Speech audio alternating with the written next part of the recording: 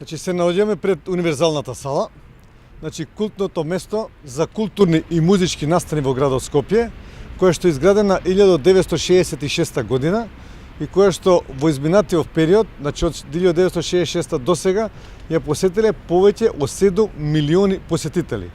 За жал, таа веќе се наоѓа во очена состојба и затворена е за употреба.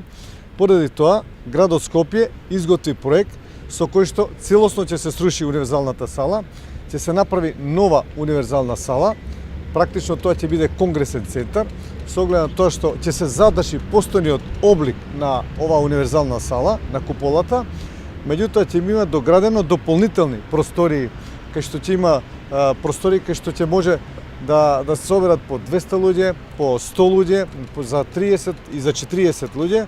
Тоа се сали во кои што ќе може да се одржуваат различни манифестации.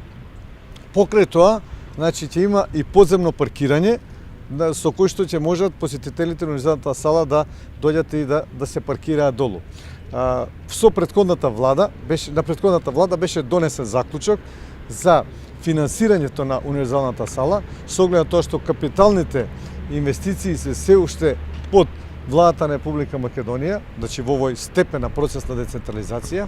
Меѓутоа, со оглед на тоа што оваа влада ги укина средствата кои што беа предвидени за универзалната сала, градот Скопје ќе изнајде начин и можности како да ја почне и да изгради оваа универзална сала, која што сметам дека ќе биде поново култен центар за културни и музички настани во градот Скопје. Сметам дека ова е неопходно потребен објект на градот Скопје, бидејќи е под надлежност на културна институција наречена Конгресен центар Александар Македонски во градот Скопје. Благодарам.